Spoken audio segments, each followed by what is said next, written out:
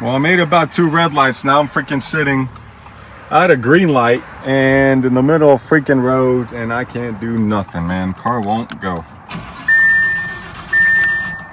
This is getting pretty ridiculous. Made it about I don't know, 2 red lights and shut off again. Oh, you know, just round 3 with the stupid R8, man. Leaving a red light and it just shut off. So now we're coasting in neutral. Barely got off the red light. This is getting out of hand, man. Kind of over this car. I don't even know what to do with it at this point. Oh my God. Ah, look at that Toyota store. Maybe we should just sell it and you know, tread it in here as is and get myself a Prius or something. What's going on, guys? My name is Lextasy. Welcome back to the channel, and if you've seen the last few clips, you know exactly what we're about to talk about, and that is my $180,000 paperweight that's just been parked here for, well, almost 10 months now. I've owned it for 10 months and I've driven it for less than a month and less than 1,000 miles. Now, a lot of you are gonna ask, well, Alex, what exactly went wrong? Why is this beautiful beast, a twin turbo Audi R8, just sitting here for 10 months? Well, if you wanna see that, I've made multiple videos on the whole story and what went wrong, and multiple videos of us trying to fix this car. And I'm getting really close to giving up, and I'm not the type to give up on anything. But I've spent over $40,000 trying to fix this car and still have no good logical explanation for why it's doing what it's doing. Let's get into exactly what went wrong this time on, I don't know, episode probably 20 of this R8 issue. So let me tell you a little backstory as to what went wrong with this car. So basically, this was me picking up the car second time after we already dropped the transmission and put it back in because, well, it was making some strange noises after we did the upgrade on it. The shop said it's perfectly fine. They got the log showing that it's running good. Still making the same noises, and I really have a bad feeling about that transmission, but that's going to be a completely different video because that's a $45,000 transmission. But in this video, I picked up the car, I drove it about half a mile from the dealership where it was being worked on. And in the video, you can see that the fire department, thank you so much, guys, for literally saving my life, pulled up and parked behind me so nobody hit me. And then Brendan showed up and we were able to put it in neutral and roll it down the hill to a Toyota dealership. And we put a new 30 amp fuse in there. And when we did that, I drove about 45 feet and the car blew another fuse. And at that point, I said, screw it. I called my buddies at the Hatton's Towing and got it towed here to the shop where it's been sitting ever since. I put another fuse in there. It blew it just by turning the ignition on, right? This is what's freaking me out, and I hate electronics. I hate wiring because that's the only thing I'm not good at, because there's just so much going on in this car. It's not mechanical, it's all electrical with who knows how many computers. But when I got it here and I was like, I'm going to put a few more fuses, see what it does. I bought a 25 pack. Put the first one in, turned the ignition on, it blew a fuse. Put the second one in, turned the ignition on, blew a fuse. I was like, man, might as well just freaking sell it or run off a cliff. I don't know. So I put a third fuse in about a day or 2 days later, started right up, and it ran perfectly fine. I did laps around the shops here, the warehouses, probably about a mile or 2 miles. So I said, hey, to my buddy Nate, follow me out the road. Let's take it to the left here and drive up about a mile, 2 miles. I'm just gonna coast it, I'm gonna cruise it and not do anything crazy. We'll turn around, we'll head the other way on the road, another 2-3 miles, and then on the way back, I'm gonna give it all it's got, because if it's not acting up, maybe something is fine now, I don't know. I don't know where to even look, like I don't know what to do. So we went there, drove fine, we're driving it back the other way, drives fine. I turned around, I'm like, all right, Nate, this is where I'm gonna get on it. I put it in sport mode, went to first gear, launched it, just doing a good pull, you know, first to second, second to third, and that's when the car lost all throttle response because the car was still on and I could upshift and downshift gears, but I was like, that's so weird, it's not doing anything. It's like revving, but it's not moving. Like there's no movement at all. It's almost like the transmission exploded, the clutch exploded. Well, we'll pull over to the side of the road, and as soon as I get down below like 10 miles an hour, the car shut off again. So at that point, I knew that it was the same fuse. We'll put the fuse in. I drove it right back here like nothing ever happened. And here we are today. In this video, I may not be the best mechanic, but if it's the ignition fuse blowing, I'm going to try to trace it down to everything that's ignition related, right? And that includes the coil packs, which this thing has 60,000 miles and it has original coil packs.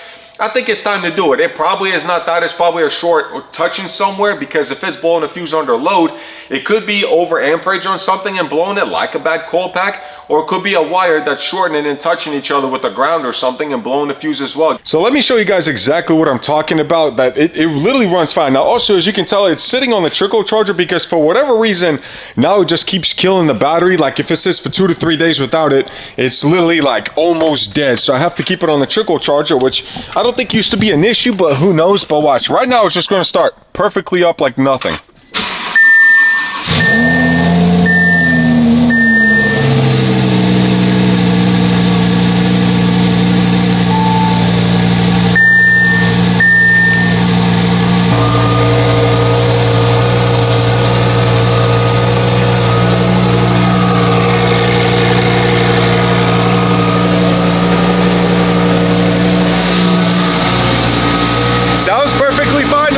So as you guys can tell, it runs perfectly fine until you get on it and something in this freaking vicinity decides to completely act the fool and then just blows this massive 30 amp fuse. Like I literally know where it's at. I don't even keep the latch on there, or the top of the cap on, because, well, it's just so much easier to get to it this way. And I have, like I said, a 25 pack ready to go. But I don't know, it could be the fuse, it could be the, like, something in the wiring there.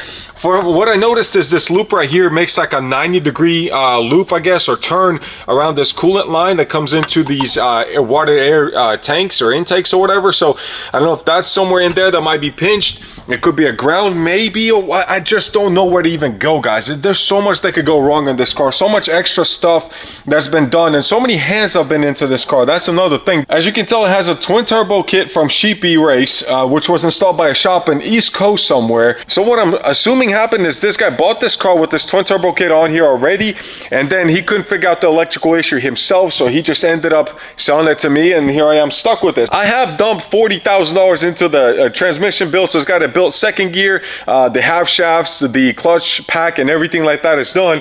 So this thing is literally capable of 1400 with just the fuel system and the tune with Motec. Now, as you can already tell, I did take the carbon fiber plastic pieces, or whatever you want to call them, trim pieces on this side off, so we can get to the fuse box, which also gave us more access to be able to get to the red top coil pack stair. The only thing in the way is the coolant tank, which should be sitting on 2 bolts and then just pops up and we can move it out of the way. And then we'll have access to all 5 cylinders on that side. This side will be a little bit easier as well. Once, like I said, we'll take that off, and then we'll be able to see everything that's going on here. I did get the CTS High Performance from Euro Tuning, high performance ignition coils or coil packs. They're supposed to be really good. Also red top, so they were like, I think $400 for all 10 of them, so it's not a bad deal. After roughly 30 minutes, I did get all the coil packs done. As you can tell, they say CTS on there now, so looks pretty good, I would say.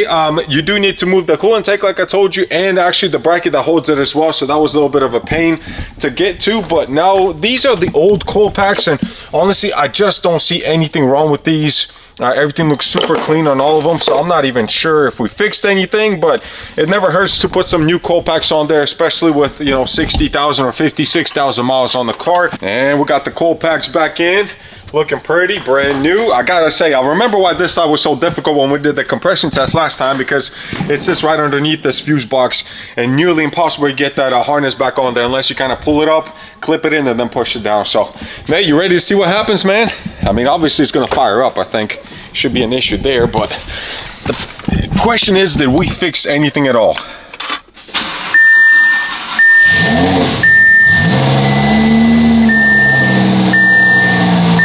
That's because the battery was low, so that pops up. But sounds good. Well, she sounds healthy, Nate. Sounds like a jet taking off. I know, right? Like a jet taking off. A very slow jet right now. Very slow jet. Well, we're gonna take it around the block, guys, once it gets a little more dark outside, and let's see what happens, man. Hopefully we solve the issue, but we'll see. I don't know if you guys can tell, but the car is very wet because you know, we took it down the road, guys. Made it literally half a mile, and even now under just half a load, just under, not even full throttle, maybe half a throttle, it just freaking blew out. It blew out the fuse again. So I don't know, guys. I don't know what to do, man. I almost feel like they're sending it to Sheepy, but I mean, obviously they wouldn't even know where to begin anyways. Hopefully we'll get an answer sometime soon, guys, because I am losing my mind and losing a lot of money for it to just sit there. So this is day number 3 of working on the car. We did the coil packs yesterday, and when I posted my story about all the issues I'm still having with it, I had a lot of buddies reach out, and I truly appreciate it. And they said, you know what, maybe it has to do with whatever goes from the fuse box to the coil packs themselves on both sides, which actually there's only one wire going off the 30 amp fuse that goes to the coil packs. That's the only thing that's attached to that 30 amp fuse. So they said it's got to be either your coil pack wiring itself, since you replaced the coil packs, or it could be the grounds that come off of it, because there is a few that run off of that system, and 2 of them are actually shared with the ECU also. So it could be all related, why it shuts down the ignition and the engine as well. So who knows? But I did get this awesome diagram, and you can see the little blue spots is where there is ground cables that we need to check and inspect. I was also able to download the actual repair manual for an Audi R8, which is awesome. It's like 700 pages, and this has about 10 pages of worth of different grounds as well, located all over the chassis of this car and the frame. I almost feel like starting the car and then just wiggling all these ground cables and see if one of them acts up and shuts the car down. I don't know yet. We got to figure it out. But something somewhere, I think, not only is blowing our fuse but killing our battery as well. Well, guess what, guys? I may not be the best mechanic, but I figured out where it's coming from. Good news. Yeah, that's my buddies texting me, because we're like, oh my god, thank god we figured out what it is.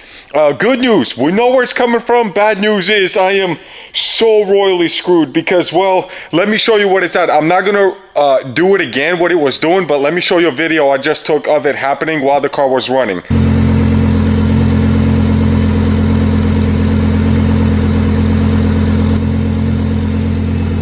So there we have it, guys. We know exactly where it's coming from, and it's quite honestly a really bad issue. I had a feeling this was a bad spot. You see this fuse box? You see that 30 amp right there? You see this massive loom coming out of it with all the wiring harness and everything. Every freaking plug you can think of is coming out of there. You see I was making a rough 90-degree turn underneath. So here's what the issue is, and it's good that everything's kind of open so you can get a really good visualization as to what happened. So basically, this is the coolant line that runs from one intercooler to the other one. And this line, it runs right behind or in front of this harness or the loom that comes out of the fuse box. And whenever you actually screw it in here and then into the intercooler, it makes a really tight fit here, and it actually pinches the wires. I can actually feel with my fingers where there is like a massive indentation into the harness itself. Now this is the part that kind of, it's not dangerous, but anything can go wrong. I gotta carefully open this up and get to the wiring harness itself and check every wire and see exactly what's been ruined or hurt over here. Ooh, boys, y'all ready for this up close and personal look? Look at that. You can see, man, it's been arcing off of that. There's at least 5 or 6 cables that are affected by this, man. Holy biscuits, dude. A lot of, and these are main power cables. So you see the red ones running through there. I see a yellow, another one. Dude, oh my god, they've been touching. This purple one's almost not even existent anymore, guys. That is insane. I don't think I've been this happy about my 2017 twin turbo Audi R8 in the last 10 months of actual owning this car. But ladies and gentlemen, it is done. The wiring has been fixed. This guy, he wants to stay anonymous, but is a really good friend of mine, and I appreciate you, bro. Thank you so much for doing this. I'm gonna get you guys a little more lighting here, but now you can tell that the harness is actually not touching the plate. It's sitting behind or in front of the coolant line. So the coolant line is actually rubbing on the plate now, unfortunately. So that's something to pay attention to, but that's the best way of mounting it. We will have to keep an eye on it. It is a coolant line that goes from the water tank, so if that busts, I mean, it is a bad thing because it could spray all over the exhaust and cause a fire, but we're gonna keep a close eye on it. But as of now, guys, everything is done. It looks freaking original. In total, he had to fix 6 wires. So my question to you guys, because I am ready to drive this thing, as you can tell, I cleared out all the cars. We are ready to hit the road. But question number 1 is, will this fix my backup camera? Probably not, because I think the wire connected to it has to do with the exhaust being so close to the backup camera. It probably melted a wire there. Second question is, will this stop draining my battery? Because I have to keep it on a trickle charger, or within, I would say, a day and a half, it dies. So I wonder if that was my issue. It probably was, because 2 major positive cables were touching the plate, so they were grounding out. Pretty sure draining a bunch of stuff and draining the battery.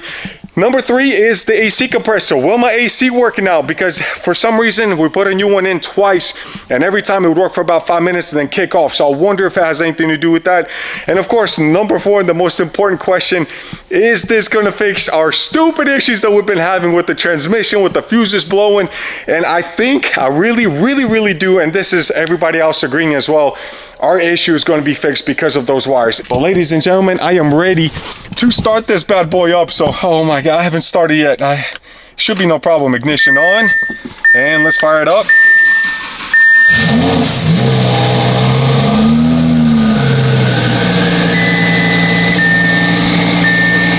That's normal because the battery was a little low.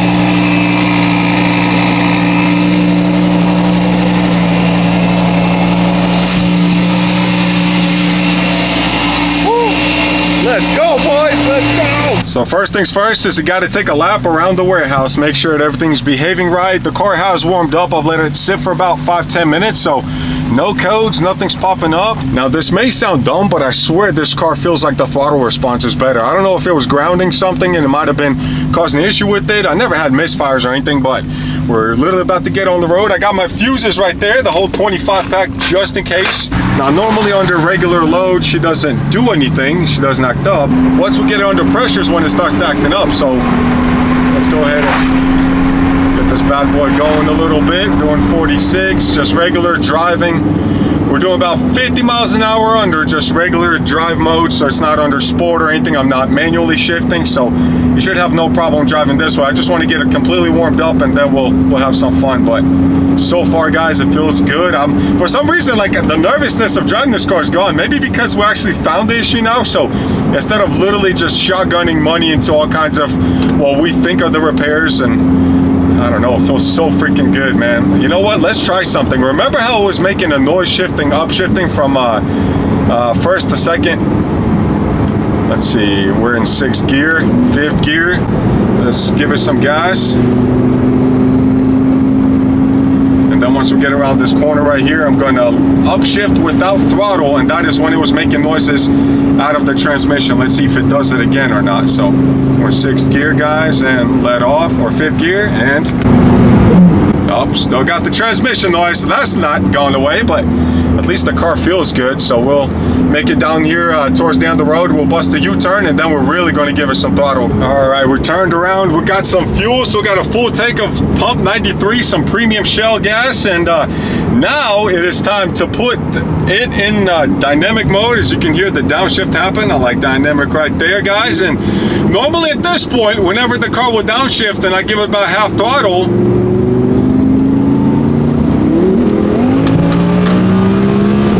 oh my God, Jesus, no way! Woo! I have not felt full throttle in this thing in so long. That wasn't even full boost. Holy crap, we made it through a full pull. No way! We fixed the issue. Oh my God, dude, this has been so long in the making. You can probably barely see me. I can't even talk right now. Let's give it another pull. Oh my God, the transmission, I forgot that we built it. It shifts so freaking good, guys. Oh, this thing is an animal. So let's give it some space. Oh, the car's already downshifting. She knows what I'm about to do. We're actually going to manually shift now because I have not been able to do that in so long. All right, 3rd gear. We should be able to do a little pull from 2nd gear, guys. All right, that's pretty good right there. 3, 2.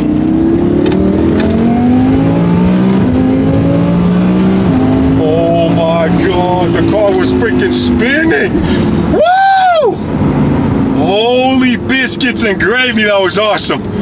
Oh my God, dude, the turbo noises. All right, I need to cool off, man. This has not happened in so long, guys. We have fixed the freaking issue.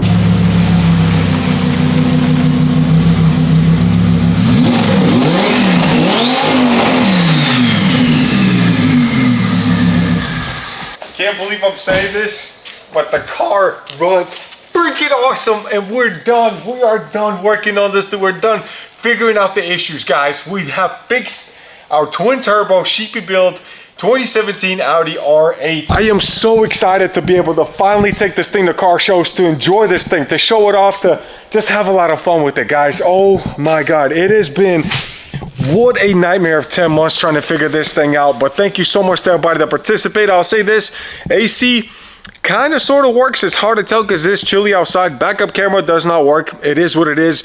Battery seems like it's charging itself, but I'm gonna let it sit overnight and see what happens if it gets weak or not. But guys, that is a beautiful midnight purple twin turbo R8 that I get to finally enjoy with you guys. Now, you may see it on Instagram and TikTok. There is a guy that posted about most likely buying this car because yes, I have had it posted for sale, but I gotta say, after driving it today, there's a 99.999% chance I'm not selling this bad boy, and it's staying for the channel, for our team. Imagine after hours performance pulling up to a drag race event, and then we pull out this with the Charger, with the Fox body, with the Mustang, with all those cars, and then we gap all of them, bro. I cannot wait. We'll have a vehicle for different types of races.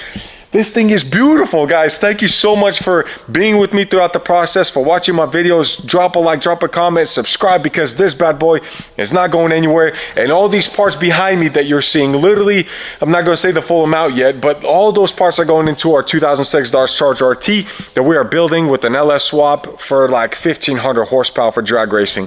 This channel is going to explode in 2024. Thank you so much for watching. Thank you so much for being patient. For all the people that have helped me out throughout the months, I appreciate you. There's too many people to list, and I'm glad that we found the issue, guys. Thank you so much. Enjoy your lives, enjoy your cars, be careful out there, and I'll see you next episode.